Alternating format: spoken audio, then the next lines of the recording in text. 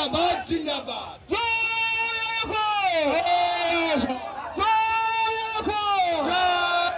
বহিৰাগত তন্ত্ৰপতি অসমত চলিব দিয়া নহ'ব বহিৰাগত তন্ত্ৰপতি অসমত চলিব দিয়া নহ'ব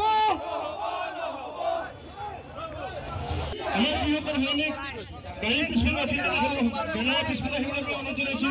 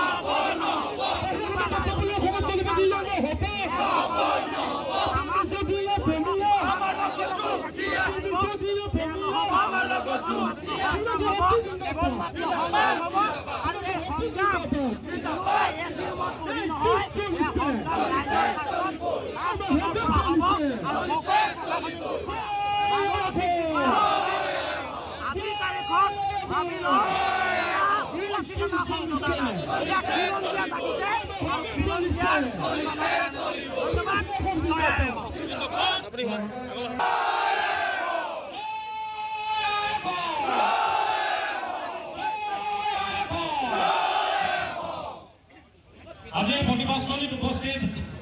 বীৰ লাচিত সেনা অসমৰ কেন্দ্ৰীয় সমিতিৰ সন্মানীয় সভাপতি হেমন্ত বৰা ডাঙৰীয়া উপস্থিত বীৰ লাচিত সেনা অসমৰ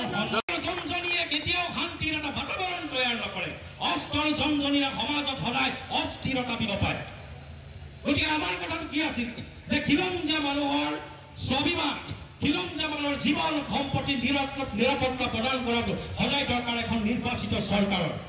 ইয়াৰ বাবে খিলঞ্জীয়া মানুহৰ সকলো ক্ষেত্ৰত সংশয় যিবিলাকে ভয় আমি বুকুত কঢ়িয়াই লৈ ফুৰিছো তাক নিৰ্মূল কৰাৰ দায়িত্বটো কাৰ এখন নিৰ্বাচিত চৰকাৰখন গতিকে আমি কওঁ যে চৰকাৰখনে দায়িত্ব পালন কৰিব লাগে চৰকাৰখনে যদি কোনোবাখিনি অনুভৱ কৰিছে যে জীৱন সম্পত্তি আমি নিৰাপত্তা পালন কৰিব পৰা নাই যিসকলৰ কথা কৈ তেওঁলোকে নিৰ্বাচনী দিয়াত অংশগ্ৰহণ কৰিছিল যিখিনি বাংলাদেশী মূলৰ মাজত তেওঁ ভৰোৱাৰ কথা কৈছিল যিসকল সংযোগযুক্ত নাগৰিকৰ পৰা অসমীয়া মানুহক আশ্বস্ত কৰাৰ প্ৰতিশ্ৰুতি প্ৰদান কৰিছিল কোনোবাখিনিত এনেকুৱা ধৰণৰ কথা বতৰা লাগে চৰকাৰখন যেন বিবাহ কোনোবাখিনি বিফল হৈছে গতিকে আহ্বান জনাওক যে চৰকাৰখনে সদায় খিলঞ্জীয়াৰ পক্ষত অৱস্থান ল'ব লাগে খিলঞ্জীয়াৰ জীৱন সম্পত্তিৰ সুৰক্ষাৰ দায়িত্ব এই চৰকাৰখনে লোৱাটো আমি বিচাৰোঁ দ্বিতীয়তে আজাদ চৌধুৰীৰ বিষয়ে আপোনালোকে দেখিছে এই সংগ্ৰামখন কেৱল আজাদ চৌধুৰীৰ বিষয়তে নহয় এই সংগ্ৰামখন আৰম্ভ হৈছে মিউনিচিপালিটি পৌৰসভাৰ যিমানবিলাক মাটি বেদখল হৈ আছে অবৈধ বেআইনীভাৱে মানুহে দখল কৰিছে বিভিন্ন অসানুমানিকে ইতিমধ্যে বিভিন্ন ৰাজনৈতিক পৃষ্ঠপোষকতা এইবিলাক দখল কৰিছে সকলোৰ বিৰুদ্ধে যোৰহাটৰ বিভিন্ন আহ্বান আৰম্ভ হৈছে ইয়াত যিখন টুকুলাই জান আছে জানখন বিভিন্ন অসানুমানিকে ইয়াক লাহে লাহে আগ্ৰাসনী বা ৰূপে যোৰহাটবাসী মাই পেলাই এটা ভাবুকি কঢ়িয়াই আনিছে গতিকে এই সংগ্ৰাম সকলোৰ বিৰুদ্ধে এতিয়া কথা কৈছে যে আমি জাতীয় সংগ্ৰাম হ'লে যদি আগবঢ়াই লৈ যাওঁ কেৱল গণতান্ত্ৰিক কথা বতৰাবিলাকে কৈ থাকিম আমি কওঁ অসমীয়া জাতিটো যুঁজাৰু জাতি আমি কওঁ ঐতিহ্যৰ মহিলাম ঐশ্বৰ্য আলি অসমীয়া জাতি বুলি আমি কওঁ এনেদৰে জাতি কেতিয়াকে কি কৰে যেতিয়া সীমা খনন কৰি লৈ গৈছিল ৰাৱণে এই সময়ত ৰামচন্দ্ৰই কোনোবা জেগাত অন্যখন ধৰ্মগত কোনো কৰি থকা নাছিল বানৰ সময়ত যুদ্ধ প্ৰৱৰ্তি লৈছিল মোগলৰ নেতৃত্বত সমাত্মভাৰ কৰাই আমাৰ ব্ৰহ্মপুত্ৰ ইপাৰে অৱস্থান লৈছিল এবাৰ লাচিত বৰফুকনে এমুঠিমান খিলঞ্জীয়া মানুহক লৈ এই সময়ত গৈ শৰাইঘাটৰ পাৰত গৈ অন্যখন ধৰ্মগত কৰি থকা নাছিল সেই সময়ত অসমত লাচিত বৰফুকনে যুদ্ধ কৰিছিল যি সময়ত অসমৰ ইতিহাসৰে মুনাগামীৰে যুদ্ধ কৰিছিল সকলোৱে যুদ্ধ কৰিছিল যুদ্ধৰ ইতিহাস আছে গতিকে যেতিয়া খিলঞ্জীয়া মানুহৰ ভয় ভাবুকি আহিব প্ৰত্যাহ্বান আহিব আমি ইয়াতে দ্বিতীয় তৃতীয় চতুৰ্থ শ্ৰেণী নাগৰিকৰ দৰে জীয়াই থকাৰ পৰিৱেশ উদ্ভৱ হ'ব তেতিয়া খিলঞ্জীয়া মানুহ স্বতঃস্ফূৰ্তভাৱে অগ্ৰসৰ হ'ব লাগিব